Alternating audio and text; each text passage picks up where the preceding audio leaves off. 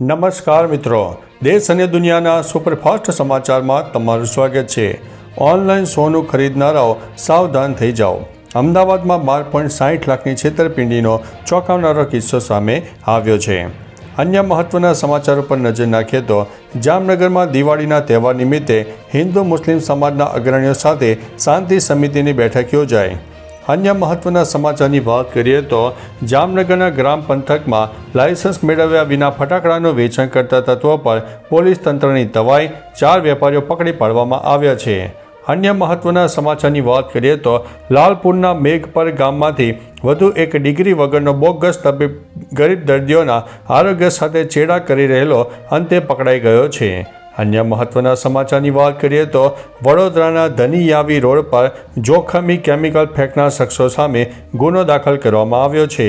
અન્ય મહત્વના સમાચારની વાત કરીએ તો દિવાળી પહેલાં સુરતની સ્વચ્છતામાં ઘટાડો, શહેરમાં કચરાના ઢગ માટે પાલિકા અને પ્રજા બંને જવાબદાર જોવા મળી રહ્યા છે। અન્ય મહત્વના સમાચારની વાત કરીએ તો વડોદરામાં મની લોન્ડરિંગના નામે બેંક ઓફ બરોડાના નિવૃત્ત અધિકારીને ડિજિટલ એરેસ્ટ કરીને 64.41 લાખ રૂપિયા ખંખેરી લેવામાં આવ્યા છે। અન્ય મહત્વના સમાચારની વાત કરીએ તો દેશના લોકો જ અમારી પ્રાથમિકતા, ટ્રમ્પના દાવાઓ સામે ભારત સરકારનો સ્પષ્ટ જવાબ સામે આવ્યો છે। અન્ય મહત્વના સમાચારની વાત કરીએ તો મોબાઈલ ગેમ રમતા 13 વર્ષના કિશોરનું મોત, પરિવારજનોએ કહ્યું કે ફ્રી ફાયર ગેમની તેને કુટેવ પડી ગઈ હતી।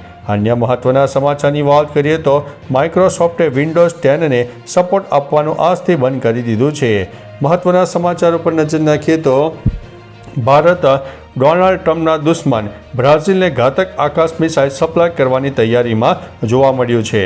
અન્ય મહત્વના સમાચારની વાત કરીએ તો ભેળસેળના વેપારીઓ પર ભાવનગર મહાનગરપાલિકાનો સપાટો, ખાદ્ય તેલના સેમ્પલ લઈને સ્ટોક સીઝ કરવામાં આવ્યો છે।